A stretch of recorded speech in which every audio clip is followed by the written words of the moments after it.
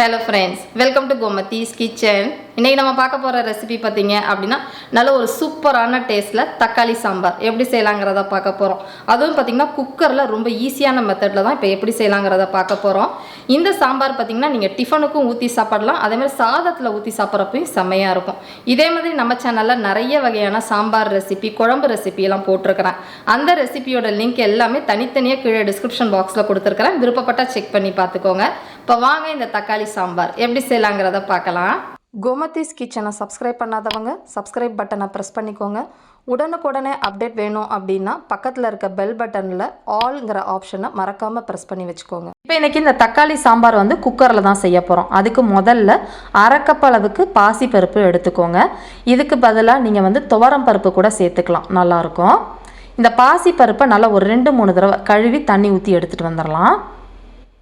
இப்போ அரை கப்பு பருப்பு எடுத்தோம் இல்லையா, அதுக்கு வந்து 1.5 கப் அளவுக்கு தண்ணி சேர்த்துருக்குறேன். இப்போ இதில் வந்து ஒரு 1/4 டீஸ்பூன் அளவுக்கு மஞ்சள் பொடி சேர்த்துக்கோங்க. அடுத்ததாக வந்து பார்த்திங்கன்னா ஒரு 1/2 டீஸ்பூன் அளவுக்கு எண்ணெய் சேர்த்துக்கலாம். இப்போ இது ரெண்டையும் வந்து நல்லா கலந்து கொடுத்துருங்க. இப்போ அடுத்ததாக இதில் சேர்க்க போகிறதுன்னு பார்த்திங்கன்னா ஒரு பச்சை மிளகாய், ஒரே ஒரு பெரிய வெங்காயம் நீளமாக நறுக்கினது 1 கப் அளவுக்கு இருக்கும், அதை சேர்த்துக்கலாம். இப்போ அடுத்ததாக வந்து நம்ம தக்காளி சேர்த்துக்க போகிறோம். தக்காளியோட அளவுன்னு பார்த்திங்கன்னா இந்த சைஸில் இருக்கிற தக்காளி நீங்கள் வந்து ஒரு 4 தக்காளி எடுத்துக்கோங்க. அதில் இருக்கிற அந்த கெட்டி பகுதியை வந்து நம்ம நறுக்கி எடுத்துடணும். கட் பண்ணினதோட அளவுன்னு பார்த்திங்கன்னா ஒரு 2 கப் அளவுக்கு இருக்கும், அதை சேர்த்துக்கலாம்.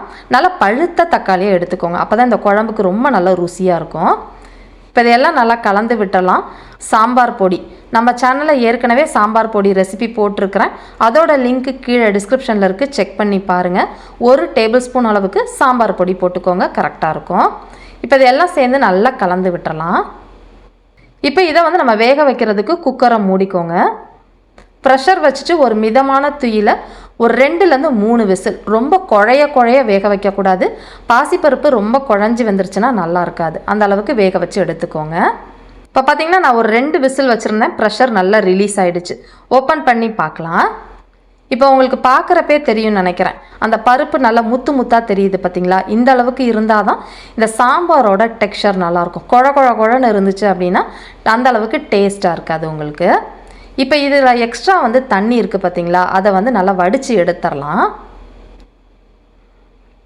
இப்போ இந்த வடித்த தண்ணியை எடுத்து வச்சுட்டு நம்ம ஏற்கனவே இப்போ வேக வச்ச அந்த பருப்பு தக்காளிலாம் இருக்குது பார்த்தீங்களா, அதை மத்து வச்சு கடைஞ்சிக்க போகிறோம்.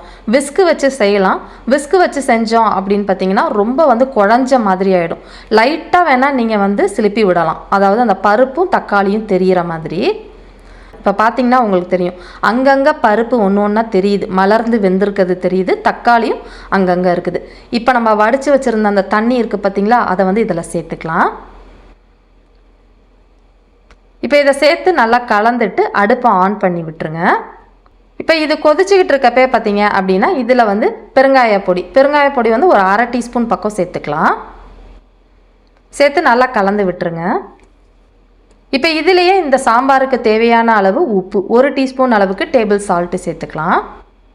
இப்போ எல்லாம் சேர்ந்து நல்லா ஒரு 5 நிமிஷமாக இந்த சாம்பார் வந்து பார்த்திங்கன்னா கொதிச்சுக்கிட்டு இருக்குது. இப்போ கொஞ்சம் சாம்பார் வந்து கெட்டியான மாதிரி இருக்குது, அதனால் இன்னொரு ஒரு 1/2 கப்லேருந்து 3/4 கப் அளவுக்கு நல்லா தள்ளன்னு கொதிக்கிற தண்ணி சேர்த்துக்கிறேன். திரும்ப சொல்கிறேன், பச்சை தண்ணி சேர்த்துறாதீங்க. உங்களுக்கு எந்த அளவுக்கு சாம்பார் கன்சிஸ்டன்சி வேணுமோ அதுக்கேற்ற மாதிரி தண்ணி ஊற்றி நல்லா இந்த அளவுக்கு கொதிக்க விடுங்க. இப்போ கொதித்து வந்ததுக்கு அப்புறமா இதுக்கு ஒரு தாளிப்பு கொடுக்கணும். அதுக்கு ஒரு தாளிப்பு கரண்டி எடுத்து வச்சுக்கலாம். இதில் ஒரு 1/2 டீஸ்பூன் எண்ணெய் சேர்த்துக்கோங்க. எண்ணெய் நல்லா காஞ்ச பிறகு இதை தாளிக்கிறதுக்கு 1 டீஸ்பூன் அளவுக்கு கடுகு, 1/2 டீஸ்பூன் உளுத்தம் பருப்பு சேர்த்து நல்லா பொரிய விடுங்க. இப்போ பார்த்தீங்கன்னா தெரியும், ஓரளவு பொரிஞ்சிக்கிட்டு இருக்கப்பே 1 டீஸ்பூன் அளவுக்கு சோம்பு சேர்த்துக்கலாம். இந்த அளவுக்கு செவந்ததுக்கு அப்புறமா ஒரு 10 சின்ன வெங்காயம் சேர்த்துருக்கேன். கடைசியாக சாம்பாருக்கு சின்ன வெங்காயம் போடுறப்ப தாங்க நல்லாயிருக்கும், இல்லைன்னா பெரிய வெங்காயம் சேர்த்துக்கோங்க. இப்போ இந்த வெங்காயம் நல்லா வதங்கட்டும். இது வதங்கிட்டு இருக்கப்பே கொஞ்சமாக கருவேப்பிலை இலைகளையும் கிள்ளி போட்டு வதக்கி விடுங்க.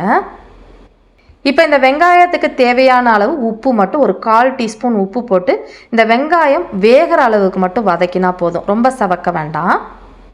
இப்போ பார்த்தீங்கன்னா நல்லா வெந்துருச்சு இல்லையா, இந்த அளவுக்கு இருந்தால் போதும். இப்போ இந்த தாளிச்சதை தூக்கி சாம்பாரில் சேர்த்துருங்க. இப்போ சாம்பாரில் இதை சேர்த்ததுக்கப்புறமா இன்னும் ஒரு 2-3 நிமிஷம் நல்லா கொதிக்கட்டும். இந்த தாளித்த வாசமும் அந்த குழம்புல நல்லா ஊறி நல்லாயிருக்கும். இது கொதிச்சிட்டு இருக்கப்பே கடைசியாக கொஞ்சமாக கருவேப்பிலை கொத்தமல்லி இலைகளை கிள்ளி போட்டு சேர்த்துக்கோங்க. இப்போ சாம்பார் பார்த்திங்கன்னா அடுத்து ஒரு 3-4 நிமிஷமாக நல்லா கொதிச்சிக்கிட்டு இருக்குது. இந்த அளவுக்கு கொதிச்சா போதும். ரொம்ப நேரம் கொதிச்சதுன்னா திரும்ப கெட்டியாக போயிடும் உங்களுக்கு. இதில் கடைசியாக ஒரு 1/2 டீஸ்பூன் அளவுக்கு மட்டும் நெய் சேர்த்துக்கலாம். இது ஆப்ஷனல் தான். இது வேணான்னா நீங்கள் தாராளமாக ஸ்கிப் பண்ணிக்கலாம். இந்த சாம்பார் எல்லா வகையான டிஃபன் அதே மாதிரி சாதத்தோடு வச்சு சாப்பிட்றதுக்கு செம்மையாக இருக்கும். ட்ரை பண்ணி பாருங்கள். இதே மாதிரி அளவுகளோடு இந்த தக்காளி சாம்பாரை நீங்களும் செஞ்சு பாருங்கள். செஞ்சு பார்த்துட்டு எப்படி இருக்குங்கிறத கமெண்ட் பண்ணுங்கள். வீடியோ பிடிச்சிருந்தாலும் கமெண்ட் பண்ணுங்கள். லைக் பண்ணுங்கள், ஷேர் பண்ணுங்கள். மறக்காமல் கோமதிஸ் கிச்சன் சேனலையும் சப்ஸ்கிரைப் பண்ணி வச்சுக்கோங்க. தேங்க்ஸ் ஃபார் வாட்சிங்.